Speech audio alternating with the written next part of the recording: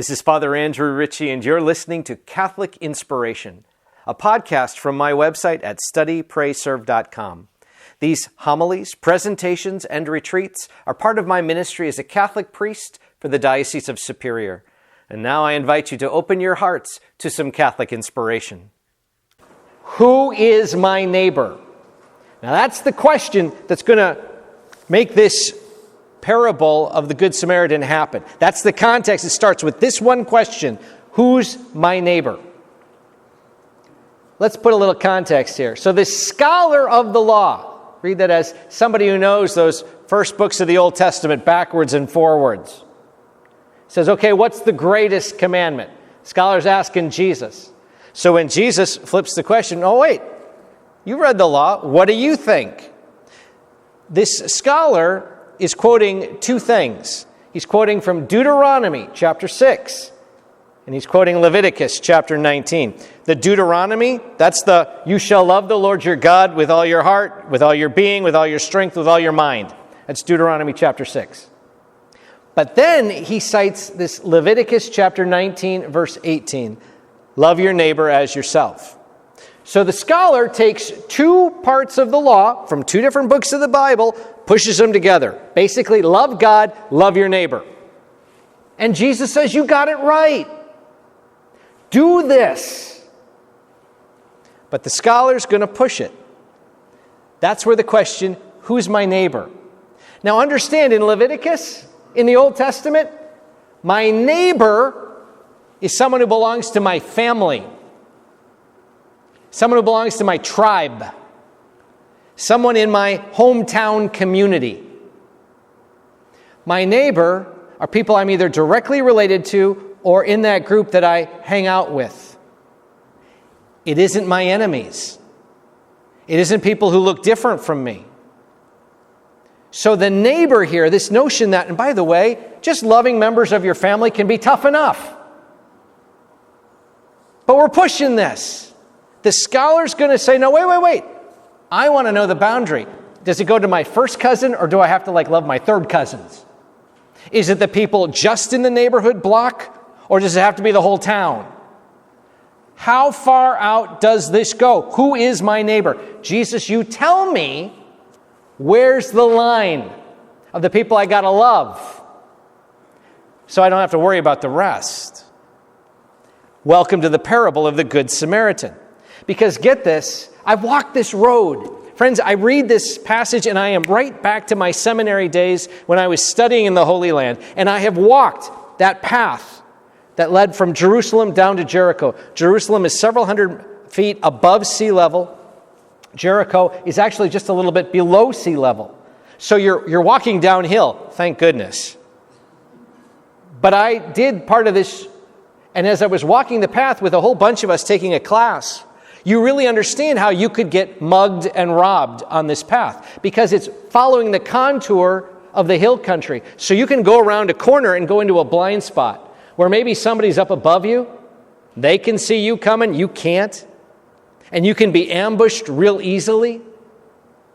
So if you're a solitary traveler, you can get picked off. So people know the context. So here's this guy. He's an Israelite. He's a Jewish guy.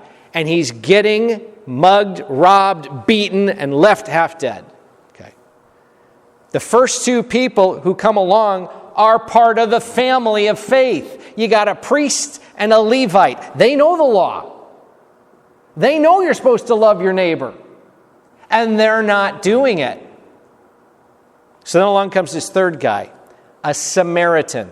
The Samaritans and the Jews didn't have anything to do with each other. Nothing. They wouldn't hang out. They wouldn't even... In fact, when Jesus was passing through the territory, the Samaritans sometimes would actually kick him out and say, we don't want you. They didn't get along. But this guy, who's part of a different group of people, has compassion. Here's someone half dead. There's no one to help. There's no one else. And you think about all the stuff. He treats him on the spot. He lifts him up, carries him on his own animal, takes him to an inn, takes care of him at the inn. The next day, gives money to take care of him so the innkeeper will keep it going. And then says, if you go through that, I'll pay you back. This Samaritan goes over and above and beyond. And Jesus says, okay, so who's neighbor? The one who treated him with mercy. So to the answer to the question, who's my neighbor? It's simply put, there are no boundaries. We're in this together. You are my brothers and sisters. You are my neighbors.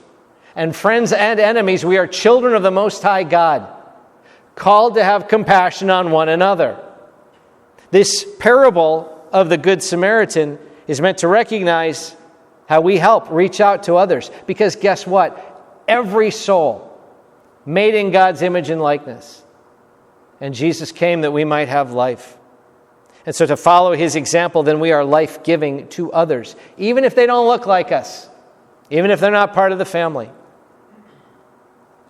All souls we encounter are our neighbors. And we're called, invited, commanded by Jesus to love them, just as we love God.